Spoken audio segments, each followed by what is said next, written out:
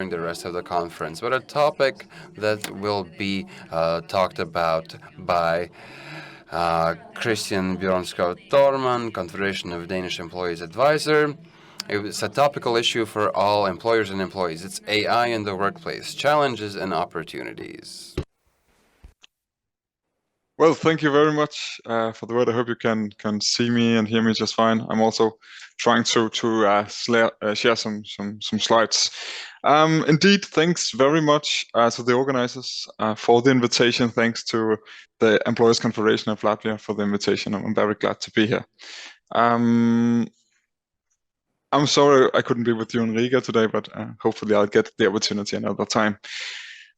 One small thing before I begin, one minor disclaimer. It's still early days at the Confederation of Danish Employers working on AI, so what I'm saying here today is our initial thoughts and views on the topic, and it shouldn't be taken as fixed policy proposals. I will be jumping a bit around between different topics, so I hope it won't be too confusing.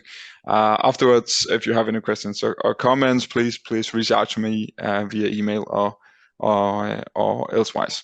So I should start by defining my topic, and we are talking about AI in the workplace today. I think people tend to mean a lot of different things when they talk about AI and AI in the workplace, and some people take it to mean basically everything. That's what I've called the blanket definition here. They take AI to mean all use of AI in the workplace, including by management employees, even by self-employed persons, and in the platform economy and so on, while others more narrowly focus on algorithmic management. And one way to define that is using AI to either support or automate management decisions or managerial tasks. That's an OECD definition. I think this raises a problem. Does algorithmic management include my use of AI and intra-organization cooperation around AI? And let me just explain what I mean by that. I have used Microsoft Copilot to make this presentation.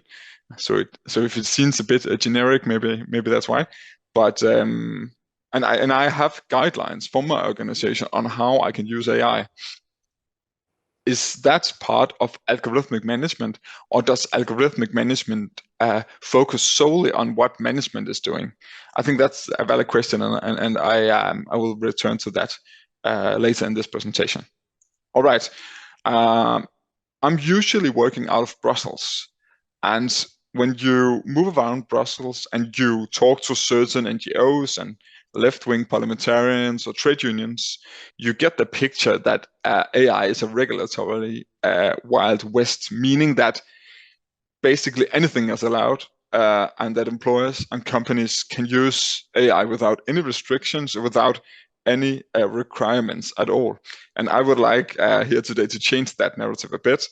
When we look on some of the regulation that's currently in place, I think it's safe to say that there are quite strong legal boundaries already in place.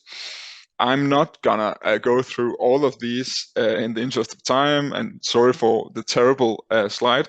But if we should just make some quick touches, I think we could take GDPR, which I'm sure we all are very familiar. Companies are already by the GDPR allowed to make data protection impact assessments. And if we jump a bit down, member states already have quite wide room for enacting more specific rules regarding data protection. Another act, which I'm sure you've all heard about, is the AI Act, recently approved, not yet totally in action, but will be within the next year. I think most of the AI use in the workplace we can imagine will probably high risk, classified as high risk, and that triggers a set of rules. So take, for example, Article 14, which I've listed here, that says that all high-risk use of AI requires human oversight, and that is a de facto ban on fully automated decision-making. that has been an issue that many stakeholders have talked about, and I think we tend to forget how wide a provision this is in the AI Act. So I would take note of that. The Platform Work Directive, of course, only applies to platforms, but platforms are defined in very broad terms. So the Platform Work Directive also regulates algorithmic management, especially Chapter 3 to 5.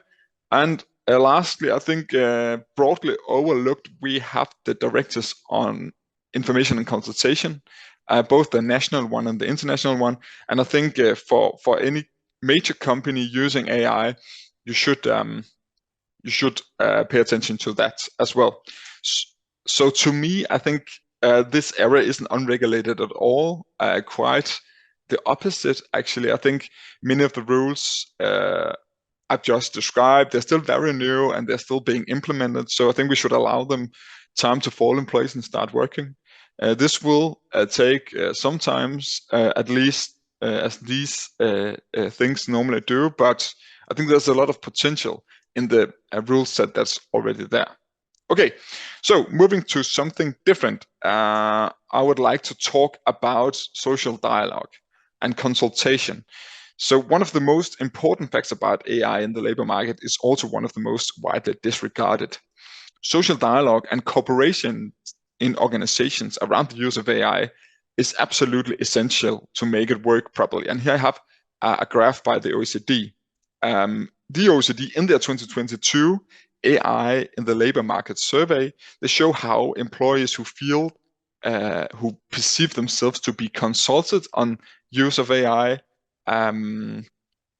perceives AI to be way better for their working life on 5 different parameters.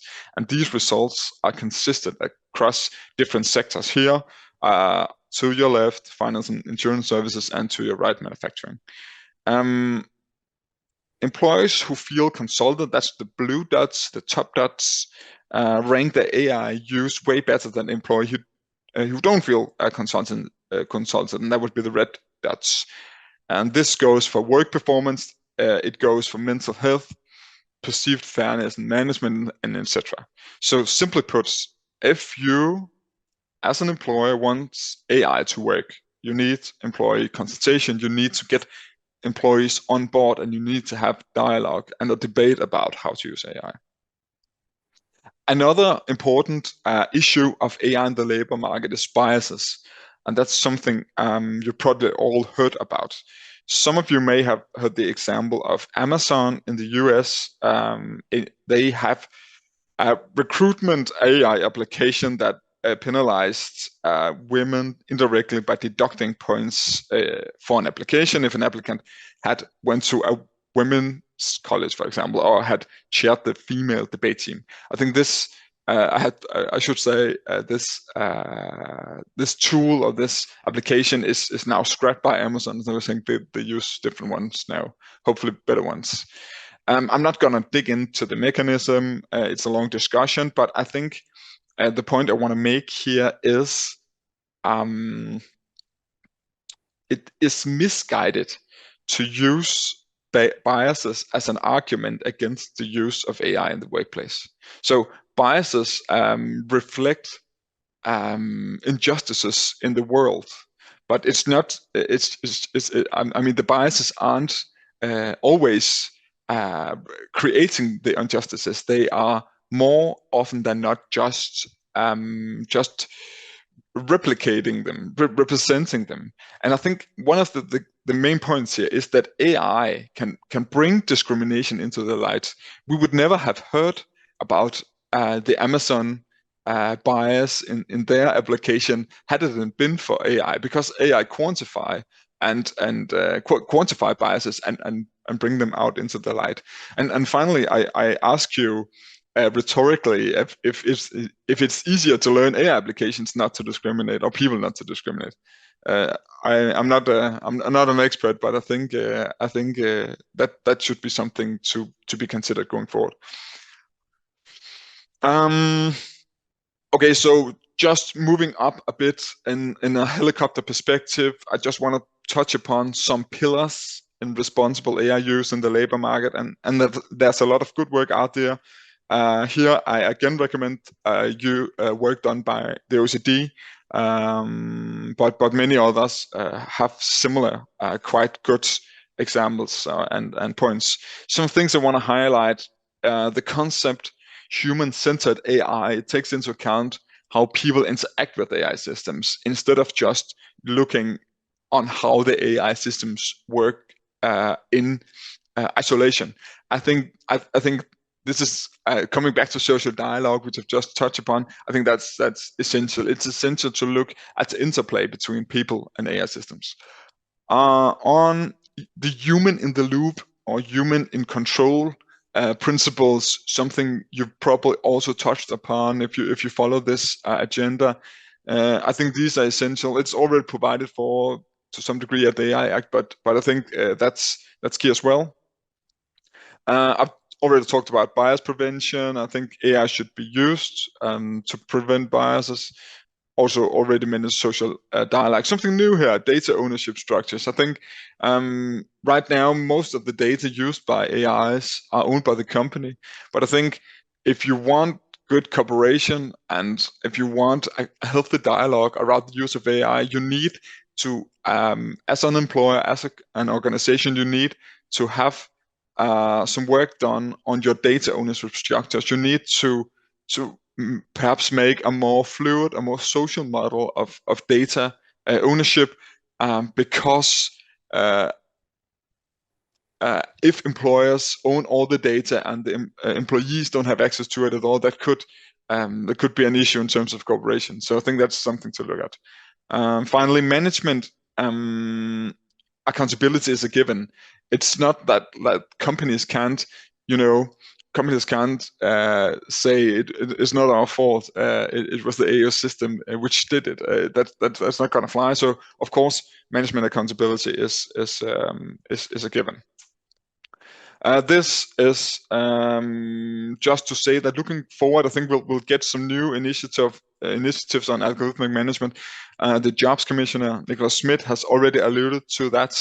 And I'll just take some time here to encourage stakeholders to really carefully assess the existing body of legislation before jumping to conclusions on the need for more legislation.